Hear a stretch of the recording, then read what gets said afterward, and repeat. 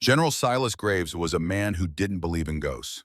He believed in caliber, coordinates, and collateral damage. He was the iron fist of the Pentagon, a man who had stared down warlords and walked away from helicopter crashes without a scratch. But when a piece of rogue shrapnel threatened to sever his spine, he demanded only one thing: the absolute best surgeon the United States had to offer. He expected a gray-haired veteran. He expected a man. But when the operating theater doors hissed open, the general's heart stopped cold. It wasn't just a doctor walking toward him. It was the woman he had left for dead in the dust of Kandahar 15 years ago, and she was holding a scalpel. The pain was not a sensation. It was a noise, a high-pitched screaming frequency that lived at the base of General Silas Graves's neck. It had been there for 3 months, a reminder of a jagged piece of Soviet-era metal lodged millimeters from his spinal cord, a souvenir from a covert operation that officially never happened. Silas sat on the edge of the examination table at St. Matthew's Private Medical Center in D.C. His posture was rigid. He was 55, carved from granite and scar tissue. He wore his civilian suit-like armor, but his eyes, steel gray and devoid of patience, scanned the room like a predator looking for a weakness. Across from him, the hospital administrator, Dr. Arthur Sterling, was sweating through his starched collar. Sterling was a capable man, a bureaucrat of medicine, but in the presence of a 4-star general who commanded the Joint Special Operations Command, he looked like a schoolboy caught cheating. "General, I must insist," Sterling stammered, adjusting his glasses. "Dr. Bannister is the head of neurosurgery. He has published 12 papers on spinal microresection. He is—" "I don't care if he invented the spine," Silas cut him off. His voice was a low rumble, like a tank idling in a garage. "I looked at Bannister's file. He's got shaky hands when the pressure spikes. I saw the report on Senator Holloway's surgery. He nicked the duramater." Sterling went pale. "That report was sealed." "General, that is privileged information." "I am the privileged, Arthur." Silas stood up. The movement caused a lightning bolt of agony to shoot down his left arm, but his face remained a mask. "I have a piece of metal migrating toward my C4 vertebra. If it moves another millimeter, I'm a quadriplegic. If it moves 2, I'm dead. I don't want a man who writes papers. I want a mechanic. I want the person this hospital calls when the president gets shot. I want your ace." Sterling sighed, defeated. He walked over to the window, looking out at the rain-slicked streets of Georgetown. "We do have one other option, the chief of trauma, but she is unorthodox. She rarely takes elective cases. She deals with the wrecks, general, gunshots, pileups, catastrophes. She's a ghost in the VIP wing." "Name?" Silas barked. "Dr. Hart," Sterling said quietly. "Evelyn Hart." Silas didn't react to the name. It sounded generic. "So, is she the best?" Sterling turned back, his expression serious. "She's not just the best, General. She's a legend. The residents call her the Valkyrie. She operates faster than anyone I've ever seen. But I have to warn you, she has zero respect for rank. She kicked a congressman out of her OR last week because he wouldn't stop asking questions." Silas smirked. It was the first time he had looked amused in months. "Good, I don't need respect. I need steady hands. Get her." "She's in surgery right now." Sterling checked his watch. "A triple bypass on a car crash victim. She's been on her feet for 14 hours. "Then she'll be warmed up." Silas buttoned his jacket. "Tell her General Graves is checking in. Tell her I'm not asking. It's a matter of national security." As Sterling hurried out of the room to make the call, Silas walked to the mirror.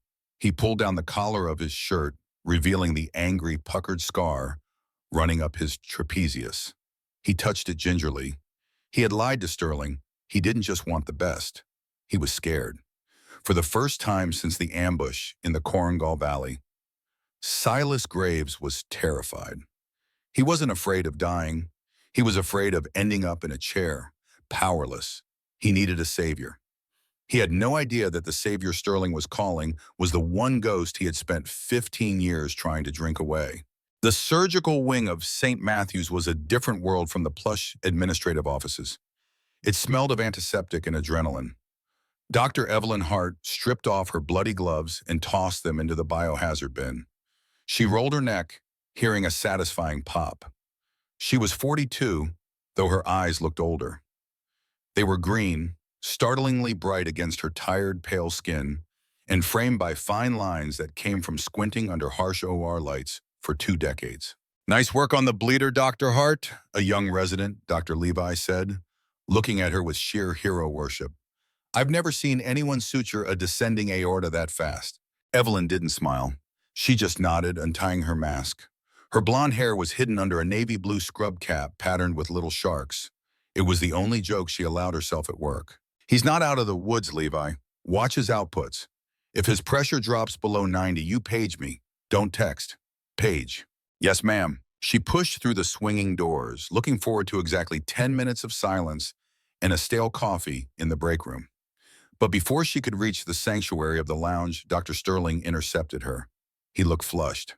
"Evelyn," he said, breathless. "Arthur," she kept walking. "If this is about the budget meeting, I'm not going. I have a patient in the ICU who needs monitoring." "It's not the budget, it's a patient, a VIP. Evelyn stopped and turned, her expression hardening. "I don't do VIPs, Arthur. You know that. I fix broken people, not egos. Give it to Bannister. He loves the senators." "Bannister is out." Sterling lowered his voice. "The patient specifically rejected him. He demanded you. Or, well, he demanded the best, and that's you." Evelyn scoffed. "Flattery won't work. Who is it? Hollywood star? Tech mogul?"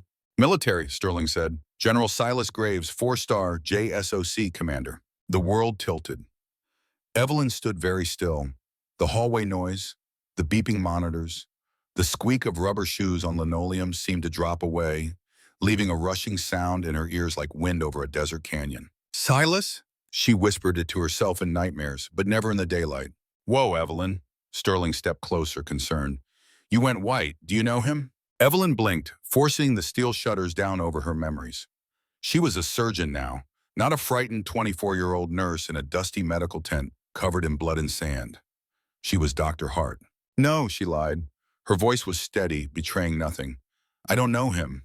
What's the case?" "Shrapnel, C4 to C5 vertebrae proximity, unstable. He's in pre-op 4. Send me his scans," Evelyn said, turning back toward the scrub room. "And Arthur, tell the general to prep for a spinal block. I don't want him awake." He actually refused sedation for the prep. He wants to meet the surgeon first.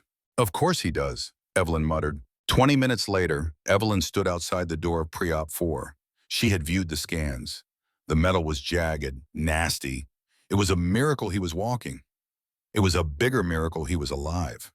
But then again, Silas Graves had always been too stubborn to die. She took a deep breath, her hand hovering over the door handle. She wore fresh scrubs, her face covered by a mask, her hair completely hidden by her cap. Only her eyes were visible. "He won't recognize me," she told herself. "I was a kid then. I'm a different person now." She pushed the door open. The room was dim. General Silas Graves was sitting on the edge of the bed, shirtless, his back to the door. His back was a map of violence, scars from bullets, burns, and knives. But her eyes went instantly to the tattoo on his right shoulder blade, a black hawk holding a lightning bolt. "General Graves," she said, pitching her voice professionally low. "I'm Dr. Hart." Silas didn't turn immediately. He finished buttoning his shirt, wincing slightly. "Dr. Hart, Sterling tells me you're the only one in this city who can cut straight." He turned around. The air left the room. Silas looked older. His hair was silver at the temples, and there was a deep, jagged scar running down his cheek that hadn't been there 15 years ago. But the eyes, those cold, intelligent, piercing gray eyes, were exactly the same. He looked at her. He saw a doctor in blue scrubs. He saw the mask. He saw the professional stance. "I've reviewed your scans, General," Evelyn said, walking to the light board, keeping her distance. She needed to keep this clinical. If she looked at him too long, she would break. "The fragment is precarious. We need to go in posteriorly. It's high risk." "I know the risks," Silas said, watching her eat. He frowned slightly, something about her voice. It scratched at a door in the back of his mind. "Doctor, take off the mask." Evelyn froze. "That's against protocol in a sterile prep area, General. We aren't in surgery yet." Silas stood up. He towered over the room. He took a step toward her. "I like to see the face of the person holding a knife to my spine. Take it off." "Take it." Evelyn gripped the chart in her hand. She could refuse. She could walk out. But she was the chief of trauma. She didn't run. Slowly she reached up. She untied the top string, Then the bottom. The mask fell away. Silas stopped, dead. He stared at her face. He looked at the small scar on her chin, a scar she had got from a tent pole collapsing during a mortar attack in the Paktia district. He looked at those green eyes. The color drained from the general's face, leaving him looking more terrified than he had ever looked on a battlefield. His mouth opened, but no sound came out. He staggered back a step, hitting the bed rail. "Yves," he whispered. The word came out like a strangled prayer. "Yves, you're dead." Evelyn didn't flinch. She stared right back at him, her eyes burning with 15 years of unresolved anger and hidden grief. "Hello, Captain," she said, using his old rank. "You're late for your checkup." Silas reached out a trembling hand as if to touch a ghost. "I saw the chopper go down. I saw it burn. There were no survivors. I wrote the letter to your parents." You wrote a letter?" Evelyn laughed, a dry, humorless sound. "That's funny, Silas, because while you were writing letters, I was crawling 3 miles through hostile territory with a broken leg, waiting for a retrieval team that never came." The silence in the room was heavy enough to crush bones. "I didn't know," Silas said, his voice cracking. The Iron General was gone. "Avi, I swear to God, I didn't know." "It doesn't matter what you knew." Evelyn turned back to the light board, snapping the X-ray into place with a loud thwack. "What matters is that piece of metal in your neck, and right now I'm the only person on Earth who can take it out without killing you. So, General, do you want to talk about the past, or do you want to live to see tomorrow?" Silas stared at her, his chest heaving. The woman he had loved, the woman whose memory had haunted every drink he'd taken for a decade and a half, was standing there holding his life in her hands. "Save me," he whispered again. Evelyn hit the intercom button on the wall. "Pre-op to OR1. We're coming in. Prep the general." She looked back at him, her eyes cold as ice. "Get on the gurney, Silas, and don't speak to me. Once we cross that threshold, you aren't a general. You're just a body, and I'm the surgeon." The operating theater was a cathedral of cold blue light. The hum of the ventilation system and the rhythmic beep, beep, beep of the cardiac monitor were the only sounds allowed. General Silas Graves lay face down on the operating table, his head secured in a Mayfield clamp, his body draped in sterile blue sheets. The only part of him visible was a 6-inch square of skin at the base of his neck, painted orange with iodine. Dr. Evelyn Hart stood over him, her hands gloved and raised. She took a breath, letting the familiar calm of surgery wash over her. This was her domain. Here she wasn't the heartbroken girl left in the desert. She was a god of physiology. "Scalpel," she said. Dr. Levi placed the instrument in her hand. "Time of incision, 14:02, an announcer said. She pressed the blade to the skin. A thin line of red appeared. "Bipolar cautery." As the smell of cauterized flesh drifted up, a smell that usually meant nothing to her, Evelyn's hand faltered for a fraction of a second. The scent triggered a violent sensory flashback. Kandahar, 2009. The smell was burning rubber and copper blood. The Black Hawk was on its side, rotor blades twisted like pretzels. Evelyn was dragging a corporal named Miller out of the wreckage. Her leg was broken, the tibia snapping under the weight, but the adrenaline was a narcotic. She couldn't feel the pain yet. She had screamed into her radio, "Dust off! We need dust off! Location grid 44 Alpha." Static, just static. She had looked up at the ridgeline. She saw the extraction team's chopper circling. She saw it bank away. They were leaving. The Taliban fighters were closing in, their muzzle flashes sparking in the twilight. Silas was on that extraction bird. She knew it. He was the command element, and he was flying away. "Dr. Hart," Levi's voice cut through the memory. "You're hovering." Evelyn blinked. She was back in the OR. Retractors. She worked with mechanical precision, dissecting the muscle layers away from the spine. But the anger was bubbling up, hot and toxic. Every layer she cut through felt like she was peeling back the years of silence. "Why did you leave me?" she thought, staring at the exposed bone of the man who had promised to marry her. "I waited 3 days in that cave. I drank muddy water. I killed a man with a rock to keep him from finding Miller. And you? You went home to a promotion." Microscope. The nurse wheeled the massive surgical microscope into place. Evelyn peered through the eyepieces. The surgical field was magnified 40 times. There it was, the foreign body. It wasn't just a jagged piece of metal. It was lodged dangerously close to the vertebral artery.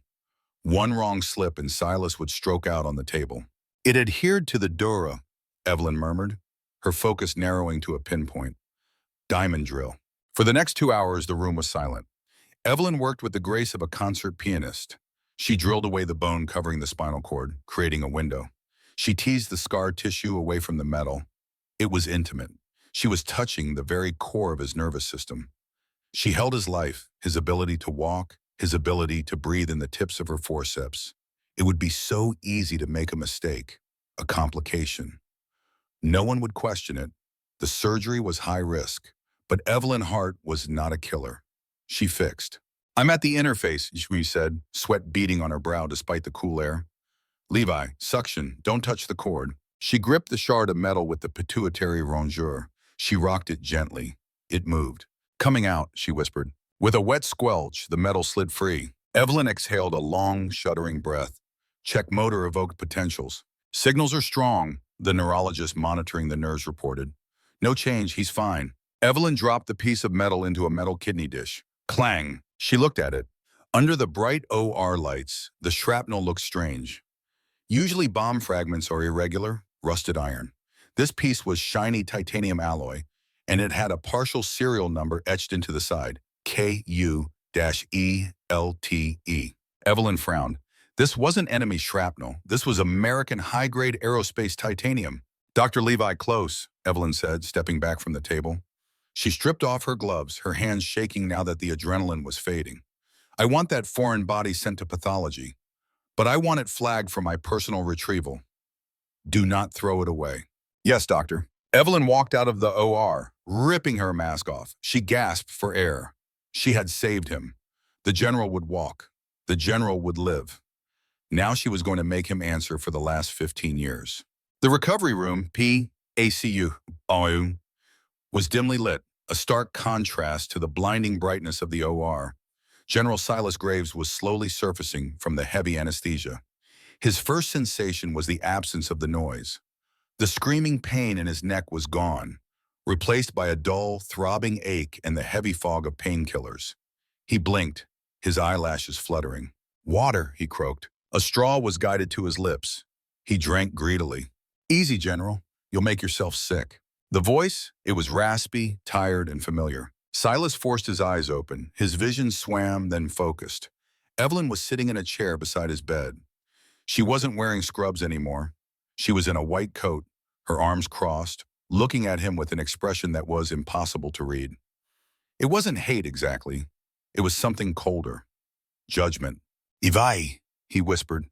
He tried to sit up, but a firm hand pushed his shoulder back down. "Don't move," she ordered. "You have a drain in your neck and 20 staples holding your skin together. You stay flat." Silas lay back, staring at the ceiling tiles. "You did it." "I did," she said. "I removed a 4mm shard of titanium from your C4 laminar space. You're lucky. Another week and it would have severed the nerve root." "Thank you." "I didn't do it for you," Evelyn said sharply. "I took an oath. Do no harm, even if the patient is a coward." Silas flinched. The word hit him harder than a bullet. Coward? What else do you call a man who leaves his team behind? Evelyn stood up, pacing the small curtained area. "I saw your chopper, Silas. I saw you bank west. We were south. You flew away." "I was ordered to abort." Silas's voice rose, rough and weak. "We took RPG fire. The pilot, Miller, no, not Miller, Jenkins, he took a round through the canopy. We were losing hydraulic pressure. Command ordered an immediate RTB, return to base." "And you just listened?" Evelyn challenged. "The Silas I knew didn't listen to orders when his people were on the ground." "I fought the pilot for the stick," Silas said, his eyes wet. "I tried to turn us around. We crashed 3 miles out. I broke my back. That's where the shrapnel came from. It wasn't from a Soviet grenade. It was from our own crash." Evelyn stopped pacing. She looked at him, really looked at him. "You crashed?" "We went down hard. I was in a coma in Germany for 2 weeks. When I woke up, Colonel Vance, he was the debriefing officer, he told me everyone was dead. He said the Predator drone saw thermal signatures of the crash site where you were. He said there were no survivors. He said the heat signatures went cold." Silas reached out, his hand trembling, searching for hers. She didn't take it, but she didn't pull away either. "I spent 6 months fighting the Board of Inquiry." Silas continued, his voice breaking. I tried to get a search team authorized to go back for bodies. They denied it, said it was too hot a zone. They told me you were vaporized, FAE. I mourned you every single day for 15 years. I never married. I never had kids because they weren't you. Evelyn felt the wall around her heart developing a crack. His story tracked. The crash explained the back injury. It explained why he never came. But something didn't fit. She reached into her pocket and pulled out a small plastic specimen bag. Inside was the piece of shiny metal she had pulled from his neck. You said you crashed 3 miles out? She asked. Yes. And you were told we were all killed by enemy fire? Yes, an RPG hit the fuel tank. That was the official report. Evelyn held the bag up to the light. Silas, look at this. This came out of your neck. Silas squinted at the metal. It's titanium, Evelyn said, from the fuselage of a Black Hawk. But look at the edge. It's not jagged from an impact shatter. It's melted, fused. So, titanium has a melting point of over 3,000 degrees. Jet fuel burns at 1,500 degrees. A normal crash doesn't melt titanium like this. Only one thing does. Silas stared at her, the fog of drugs clearing instantly as the soldier in him took over. Thermite. Exactly, Evelyn said grimly. And the serial number on this piece, it matches the batch used for prototype stealth modification. Classified tech. She leaned in close to his face. Silas, your chopper didn't just crash because of hydraulic failure, and my team wasn't killed by an RPG. Someone used a thermal charge to bring you down, and someone made sure no one came looking for me because they didn't want witnesses. Silas's face went hard as stone. The pain in his eyes was replaced by a cold, lethal fury. Vance, he growled. Colonel Vance wrote the report. Who is Vance now? Evelyn asked. He's not a colonel anymore, Silas said darkly. He's the Secretary of Defense. Suddenly, the reunion wasn't just about lost love. It was about survival. Evelyn had just pulled the evidence of a 15-year-old assassination attempt out of the general's neck. And if the wrong people found out that General Graves was alive and that Dr. Hart, the witness, was standing right next to him, the hospital wasn't going to be safe for long. We have a problem, Silas said, trying to sit up again. This time, Evelyn helped him. You think? Just then the curtain swept back. Dr. Sterling stood there, smiling nervously. Behind him stood 2 men in dark suits with earpieces. They didn't look like hospital security. General, Sterling said, his voice trembling slightly. These gentlemen are from the Pentagon. They're here to transfer you to Walter Reed immediately. They said it's standard protocol. Silas looked at Evelyn. Evelyn looked at the men. One of them was staring at the plastic bag in her hand. I'm not going anywhere, Silas said, his voice finding its old command. I'm afraid, the taller suit said, stepping forward, his hand drifting toward his jacket pocket. That isn't a request, General, and we'll be taking all surgical debris for classified disposal, including what the doctor is holding. Evelyn's grip on the bag tightened. The war hadn't ended in Kandahar. It had just moved to D.C. The air in the recovery room curdled with tension. The tall man in the suit, Agent Kincaid, according to the lanyard he hadn't bothered to display, was staring at Evelyn's hand, specifically at the plastic bag containing the twisted titanium shard. Give me the bag, Dr. Hart, Kincaid said, his voice smooth and devoid of humanity, and we will forget that you handled classified material. Silas tried to swing his legs off the bed, but a wave of dizziness slammed him back against the pillows. His neck felt like it was on fire. He was helpless. The most dangerous man in the U.S. military was currently unable to lift his head without assistance. Evelyn, Silas gritted out, don't give it to him. Quiet, General, the second agent snapped, stepping closer to the bed. He reached into his jacket and the metallic glint of a suppressed pistol was visible for a fraction of a second. Dr. Sterling, the administrator, looked like he was about to faint. Gentlemen, please, this is a hospital. You can't bring weapons in here. Shut up, Arthur, Kincaid said without looking at him. He took a step toward Evelyn. Last chance, Doctor. Evelyn looked at the shard in her hand. Then she looked at Silas. She saw the desperation in his eyes, not for himself, but for her. If she gave up the evidence, they were both dead. If she didn't, they were probably dead anyway. Unless she did what she did best, act fast in a crisis. Her hand dropped to the crash cart beside the bed, her fingers curling around a preloaded syringe of succinylcholine, a powerful paralytic used for intubation. "Okay," Evelyn said, her voice shaking faintly. "Okay, take it. I don't want trouble." She held out the bag with her left hand. Kincaid smirked. "Smart girl." He reached for it. As his fingers touched the plastic, Evelyn lunged. She didn't pull away. She stepped into his space. With her right hand, she jammed the needle into the side of Kincaid's neck and depressed the plunger. Kincaid's eyes went wide. He tried to speak, but the drug worked in seconds. His diaphragm froze. His knees buckled. He collapsed silently to the linoleum, gasping for air that wouldn't come. "What the—" The second agent spun around, drawing his weapon. "Code Blue!" Evelyn screamed, slamming her hand onto the wall-mounted emergency alarm. "Code Blue! PACU Bed 4. Instantly, the hospital erupted. Sirens blared. Blue lights flashed. The doors to the recovery room burst open as a team of 6 nurses and residents rushed in with a crash cart, blocking the second agent's line of sight. "He's arresting!"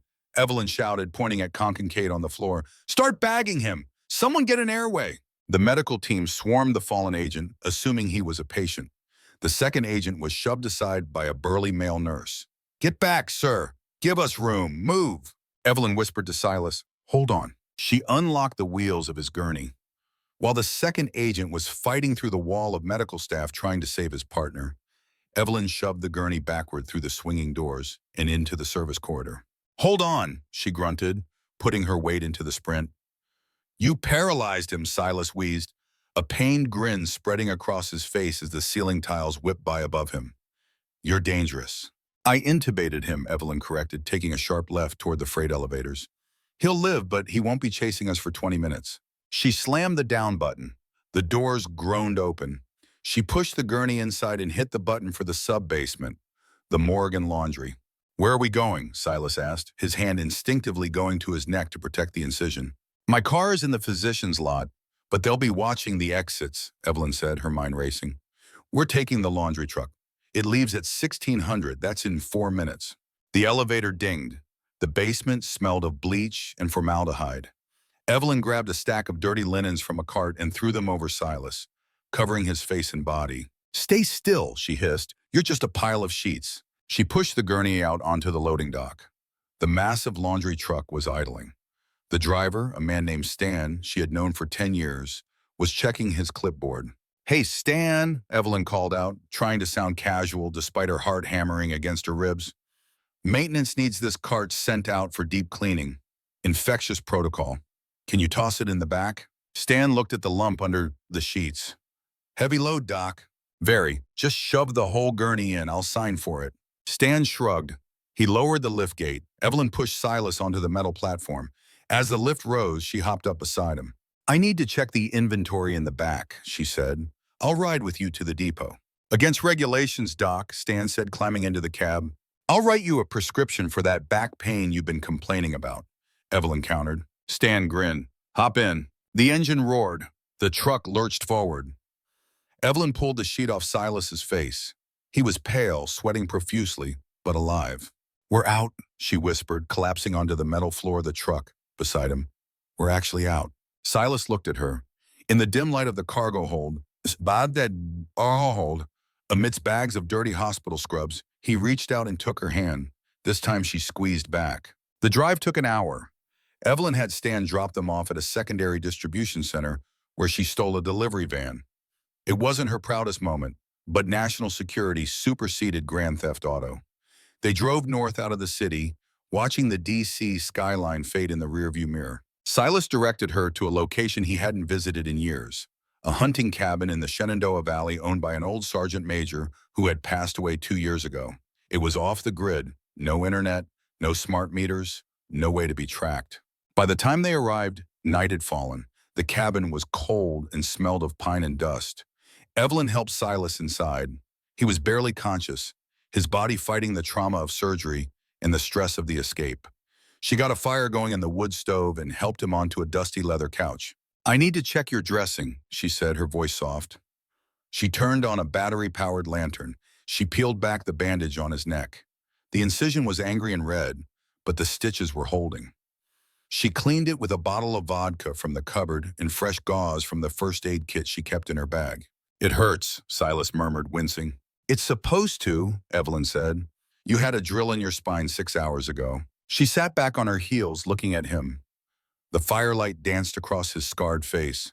The silence of the woods was heavy around them. Talk to me, Silas, she said. Why does the Secretary of Defense want you dead? Why did he try to kill you 15 years ago? Silas stared into the fire. He took a long pull from the vodka bottle. It was never about the Taliban, he began, his voice raspy. In 2009, my unit, we stumbled onto something in the Korangal. We thought we were tracking a high-value target. Instead, we found a meeting. A meeting, Evelyn asked, between a local warlord and a CIA contractor. They weren't fighting, they were trading heroin for Stinger missiles. American missiles. Evelyn gasped, creating their own enemy to keep the war funding going? Bigger, Silas shook his head. They were using the chaos to smuggle rare earth minerals out of the mountains. Lithium, trillions of dollars worth. Vance was the CIA handler back then. He was running the whole operation off the books. Project Blackbird. Silas looked at Evelyn, his eyes full of regret. I radioed it in. I thought I was calling command. I didn't know Vance was listening. He ordered the extraction immediately. He wanted me on that chopper so he could blow it out of the sky and blame the insurgents. He wanted to wipe out the whole unit, me, Jenkins, and you. Evelyn felt a chill that had nothing to do with the cold cabin. So my unit, the nurses, the guards, we were just collateral damage to cover up a theft. Yes, Silas whispered. When I woke up in Germany, Vance came to see me. He told me everyone was dead. He threatened me. He said if I ever spoke about what I saw, he'd find my family. But I didn't have any family left except you. And he told me you were gone. Silas leaned forward, wincing. I stayed in the military because it was the only place I could hide. I rose through the ranks, waiting for a chance to take him down. But he always stayed one step ahead. Then 3 months ago, I found the flight logs, the original unaltered logs from that night. I was going to the Senate, and that's when the shrapnel started moving. Evelyn realized, I think he poisoned me, Silas said, or triggered something. I don't know how, but he knew I was getting close. He needed me to die on an operating table, so it looked like natural causes, a surgical complication. But I asked for you. Silas looked at her, a fierce pride in his eyes. I didn't know it was you, Evi. I just asked for the one person who wouldn't be bought, the one person who couldn't be bullied. Evelyn stood up, her fists clenched. The anger she had felt for 15 years, the anger at being abandoned, transmuted into a white-hot rage at the man who had stolen their lives. He expected Dr. Bannister to operate, Evelyn said. Bannister is a political climber. Vance probably got to him, a little slip of the scalpel, and General Graves is a tragic hero who died of his wounds. But I asked for you. Silas looked at her. We have the shard. We have the serial number. That proves the sabotage. It's not enough, Silas said. Vance owns the Pentagon. He owns the press. If we walk into a police station, we won't make it to the booking desk. So what do? Evelyn asked, turning back to him. Silas's eyes were heavy, but the steel was back. We don't go to the police. We go to war. You can't even walk straight, Evelyn pointed out. And I'm a surgeon, not a soldier. You're better than a soldier. Just a soldier, Silas said. You kept yourself alive in hostile territory for 3 days with a broken leg. You just took down a federal agent with a syringe. You're the force multiplier, Evi. He pointed to his jacket draped over a chair. Look in the inside pocket.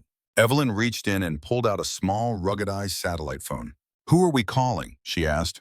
There are 3 men left from my old unit who aren't on Vance's payroll, Silas said.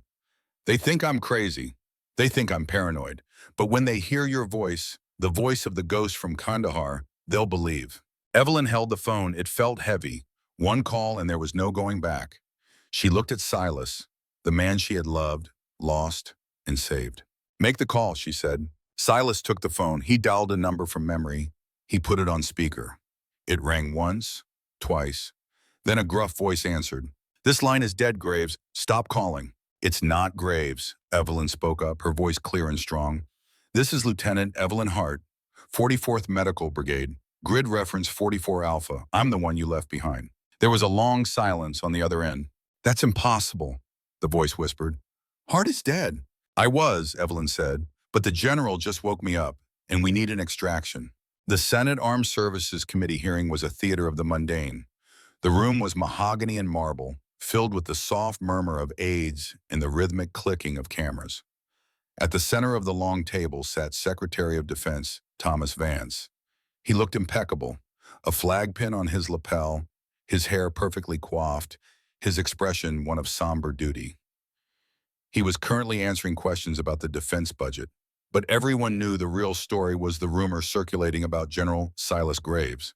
Mr. Secretary, Senator Holloway leaned into his microphone. We are hearing disturbing reports regarding the disappearance of General Graves from St. Matthew's Hospital. Is it true that he is missing? Vance adjusted his glasses, offering a practiced, mournful sigh. Senator, it is with a heavy heart that I must address this.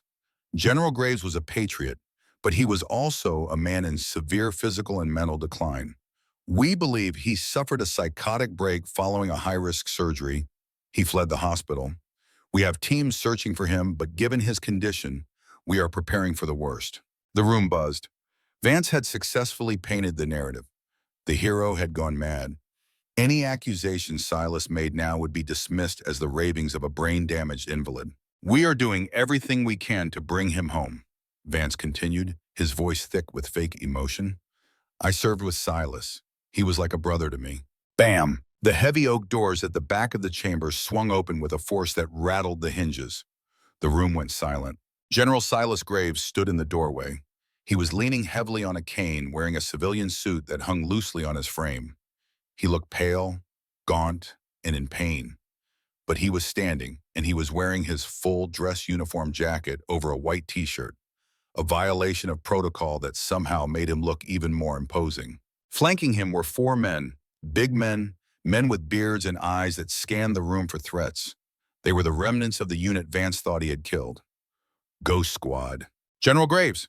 Senator Holloway stood up, stunned. Mr. Chairman, Silas's voice was gravel, but it carried to the back of the room without a microphone. I apologize for the tardiness. I had some trouble with the traffic coming from the grave. Vance's face went this color of curdled milk. He gripped the edge of the table, his knuckles white. Silas, he stammered, his microphone picking up the tremor in his voice. We were told you were crazy? Silas finished for him. He limped down the center aisle, the rhythmic thump step of his cane echoing in the silence. That's the narrative, isn't it, Thomas? That the shrapnel in my neck made me lose my mind? General, you need medical attention, Vance signaled to the security detail. Officers, please assist the general. He is unwell. Two Capitol police officers stepped forward, unsure. Stand down, the voice rang out clear and sharp, cutting through the tension like a scalpel. From behind the wall of the four commando bodyguards, a woman stepped forward. She wore a simple black dress, her blonde hair pulled back in a severe bun. She held a thick medical file in one hand and a clear evidence bag in the other. Vance stared at her. He blinked, rubbing his eyes as if he was seeing an apparition. Who is this? Senator Holloway asked. My name is Dr. Evelyn Hart, she said, walking to the witness table and placing the evidence bag directly in front of the senator. I am the chief of trauma surgery at St. Matthew's. And 15 years ago, I was Lieutenant Evelyn Hart, the triage nurse at Grid Reference 44 Alpha in the Korengal Valley. The press gallery exploded. Shutters clicked furiously. Reporters began shouting questions. Order! Order! Holloway banged his gavel. He looked at Evelyn. Dr. Hart, you are not on the witness list. No, sir, Evelyn said, her voice steady. I'm legally dead. She turned to face Vance. Secretary Vance signed my death certificate himself in 2009. The secretary was frozen, trapped in the glare of the television lights. Tell them, Thomas, Evelyn challenged him. Tell them how you ordered the extraction chopper to leave 30 American soldiers on the ground. Tell them how you used a thermite charge to bring down the general's Black Hawk so there would be no witnesses to your meeting with the warlords. This is preposterous, Vance shouted, standing up. She is lying. She is an imposter. Security, remove her. Sit down, Mr. Secretary, Holloway roared. He looked at the evidence bag. What is this, doctor? That, Evelyn pointed to the bag, is a fragment of titanium alloy I removed from General Graves' spine yesterday. It contains a partial serial number matching the prototype stealth fuselage used in Project Blackbird, and its edges are fused by heat exceeding 3,000 degrees. She paused, looking directly into the camera lens, knowing the world was watching. Senator, standard aviation fuel burns at 1,500 degrees. This metal was melted by military-grade thermite. The general didn't crash. He was shot down from the inside. Silas stepped up beside her. He looked at his old friend, his old enemy. "It's over, Tom," Silas said. "We have the flight logs. We have the surviving squad members outside, and we have the doctor who you left to die in the dirt." Vance looked around the room. He saw the senators whispering. He saw the press typing furiously. He saw the Capitol police officers backing away from him, their hands hovering near their belts. The arrogance drained out of him, leaving a small, terrified man in an expensive suit. He sank back into his chair, burying his face in his hands. "I was just following orders," Vance whispered. "The oldest excuse in the book," Silas said, placing a hand on Evelyn's shoulder. Senator Holloway leaned into his mic. "Sergeant-at-Arms, please escort the secretary to a holding room. I believe the FBI will have some questions. General Graves, Dr. Hart, please take a seat. We have a lot to discuss." 3 months later, the sun was setting over the Potomac River. The air was crisp, smelling of autumn leaves and water. Evelyn sat on a park bench watching the sculls rowing down the river. She wore a heavy wool coat and a scarf. For the first time in 15 years, she didn't feel the phantom weight of the desert heat on her skin. She heard the familiar limp approaching. Silas sat down next to her. He wasn't using the cane as much anymore, though he still moved stiffly. The surgery had been a success, and without the stress of the poison Vance had been administering, his body was healing. "They indicted him today," Silas said quietly. "Treason, conspiracy to commit murder, embezzlement. He's going away for life." "Good," Evelyn said. She didn't feel triumph, just relief. The ghost was finally laid to rest. "Sterling offered me a job," Silas said, looking at the water. "Head of security for the hospital system. Said he feels safer with me around." Evelyn laughed softly. "Arthur is terrified of you. He probably thinks you'll rappel down the elevator shaft if he denies a budget request." "I might," Silas smirked. He turned to look at her. His gray eyes were warm now. The ice melted away. "What about you, Evi? Are you staying at St. Matthew's?" "Yes," Evelyn took a deep breath. "I don't know. I've been running on adrenaline for so long, saving people because I couldn't save myself. I think I might take a sabbatical, go somewhere quiet, maybe teach." "I have a cabin," Silas said a little tentatively, "in the Shenandoah. It's quiet, the roof leaks a little, and the stove is temperamental, but the view is nice." Evelyn looked at him. She saw the lines on his face, the history they shared. They were two broken things that had managed to fit back together. "Does it have a coffee maker?" she asked. "I'll buy one," Silas promised. Evelyn smiled, and for the first time, it reached her eyes completely. She reached out and took his hand, lacing her fingers through his. "Then I guess I'm coming with you, General." Silas squeezed her hand. "At ease, Doctor. We're off duty." They sat there as the sun dipped below the horizon. And two soldiers who had finally found their way home. In the haunting, redemptive story of Dr. Evelyn Hart and General Silas Graves, we uncover one of life's most piercing and deeply emotional truths. Sometimes the deepest wounds are not the ones carved into our flesh, but the ones etched into our trust. And healing them requires the courage to face the very person who caused them. Evelyn was not just abandoned in the dust of Kandahar. She was erased, left for dead by the man she loved, the man who flew away while she crawled through hell with a shattered leg, dragging wounded brothers behind her. For 15 years, she carried that betrayal silently, burying it beneath scrubs, scalpels, and the relentless rhythm of saving lives. She became the Valkyrie of the OR, cold, precise, unbreakable, because vulnerability had once nearly killed her.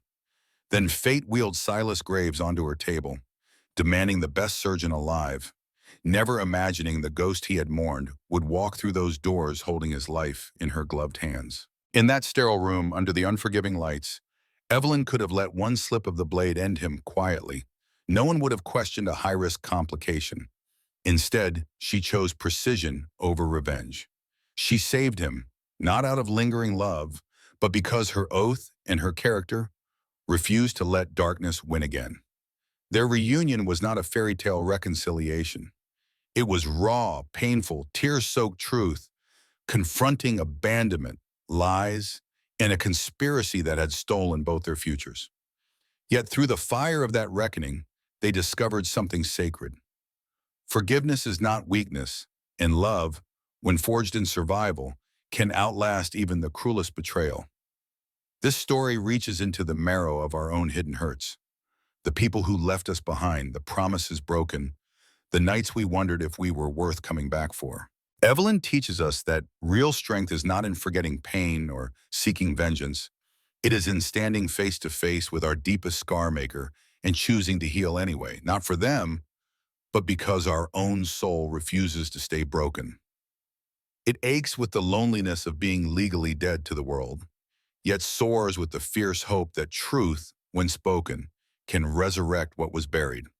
In a world quick to discard the wounded, Evelyn reminds us, the bravest thing we can do is refuse to let yesterday's abandonment define tomorrow's mercy. If Evelyn's journey from ghost to savior, from heartbreak to hard-won healing, stirred something raw and real inside you, please hit that like button to help this story reach others who need its hope. Subscribe and turn on notifications so you never miss these soul-shaking tales of resilience, forgiveness, and second chances. And in the comments below, share honestly, have you ever had to face someone who hurt you deeply? And what did choosing mercy or justice teach you? Your stories matter. We're building a space where every scar has a voice. Thank you for watching, and I'll see you in the next one.